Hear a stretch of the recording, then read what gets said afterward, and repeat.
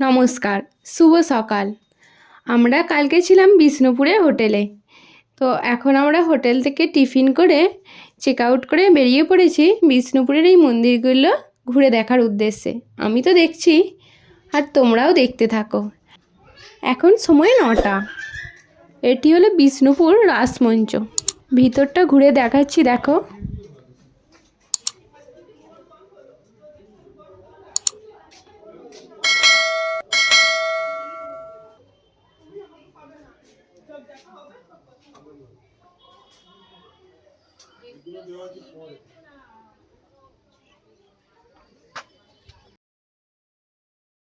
এবার এলাম আমরা মদনমোহন মন্দিরে। এখানে রাধাকৃষ্ণের মূর্তি আছে, এসো ঘুরে দেখি।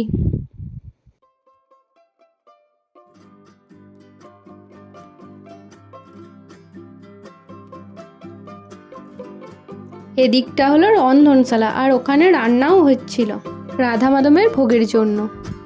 এবার দেখো পাথরের রথ, এগুলি দেখো টেরাকোটা আর পোড়ামাটির জিনিস, বেশ দেখতে সুন্দর লাগছে। কাপ, ডিশ, প্লেট, কাঠের তৈরি জিনিস, তারপরে বেশ মাটির কানের ও অনেক রকমেরই জিনিস ছিল। আমরাও কিছু কিছু কিনেছি, বেশ দেখতে তো খুব ভালোই লাগছিল। মাটির থালা, গ্লাস, বাটি, আরও দেখো কত কি রয়েছে। পোড়ামাটির তৈরি মূর্তি। আমার তো দারুণ লাগছিল এই সমস্ত জিনিস ঘুরে ঘুরে দেখতে। দেখো আরও একটি মন্দিরে চলে এলাম। এই মন্দিরটি হলো জোড় বাংলো মন্দির। পাশাপাশি দুটো মন্দির রয়েছে, দেখো।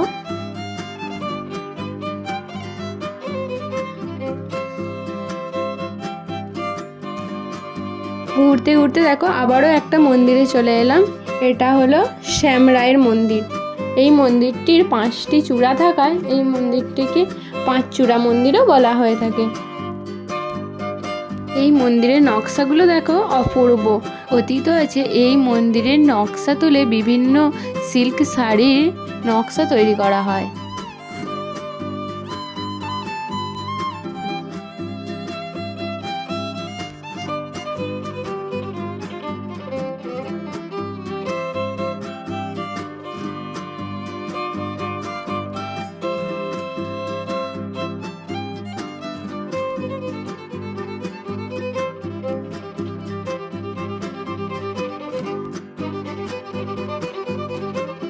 এখানেও দেখো পোড়ামাটির জিনিস রয়েছে।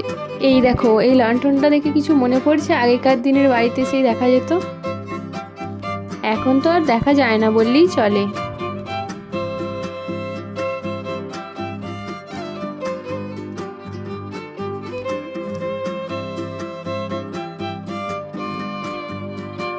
এই দেখো এটি হলো মৃন্ময়ী দেবীর মন্দির। এখানে এখনো কামান ডেকে পূজা শুরু হয়।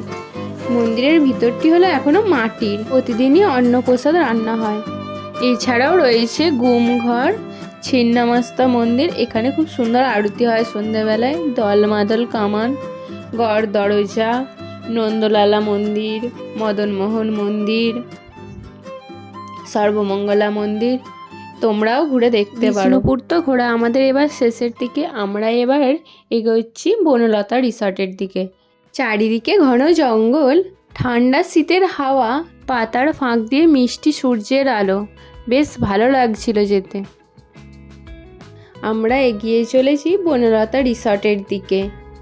এখন সময় দুপুর 1টা। দেখো চারিদিকটা কি সুন্দর দেখতে লাগছে।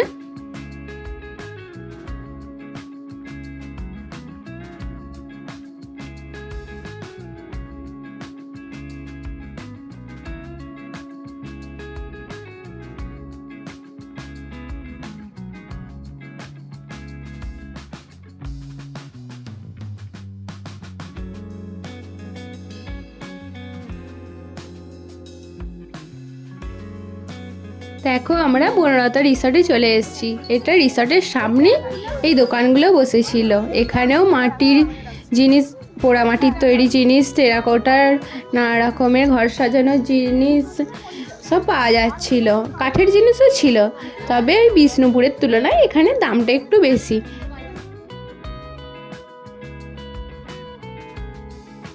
রিসর্টটি ছিল বেশ বড়, ফুলগুলো দেখো কি সুন্দর দেখতে লাগছে আর কত বড় বড় ছিল। আমরা এখন একটু ভেতরের দিকে বসার জন্য এগিয়ে চলেছি।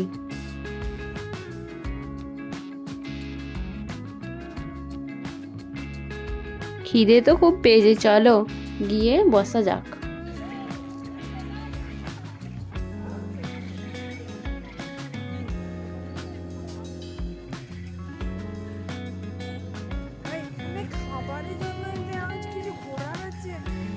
কিছু সময় ওয়েট করার পর আমাদের লাঞ্চ চলে এসছে। এর সাথে ছিল পোস্তর বড়া আর চিকেন কষা।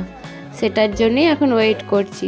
খাবার সার্ভ করতে খুব দেরি করছিল আর ভিড়ও ছিল খুব। আর টেস্ট তো অ্যাভারেজ, খুব বেশি কিছু না।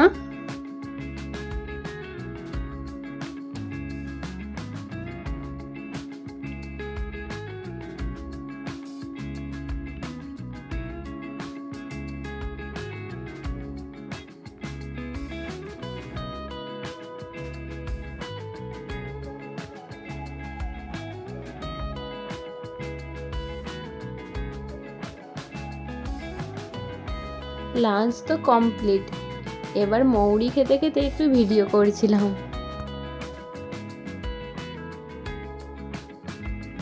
এটা বিষ্ণুপুর স্টেশন। তো এখান থেকে আমরা ট্রেন ধরে যাব বাঁকুড়া। বাঁকুড়া থেকে বাঁকুড়া মোসাগ্রাম ট্রেন ধরে আমরা যাব বাড়ি। তো এখানে ট্রেন ধরার জন্যই স্টেশনের দিকে এগোচ্ছি।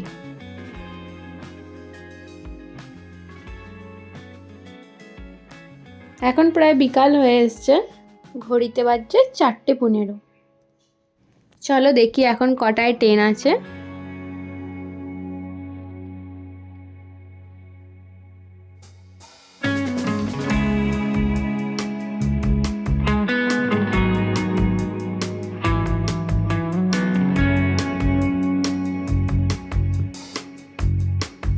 এই দেখো এখান থেকে প্ল্যাটফর্মটা ভালো দেখা যাচ্ছে।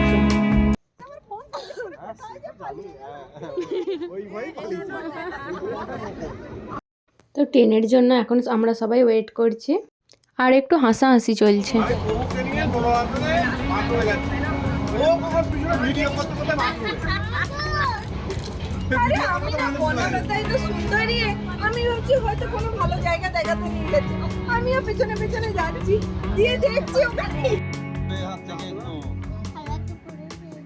এটি আমাদের একটি দুদিনের ছোট্ট ট্যুর ছিল। এবার বাড়ি ফেরা যাক। আবারও আসবো নতুন একটি ব্লগ নিয়ে।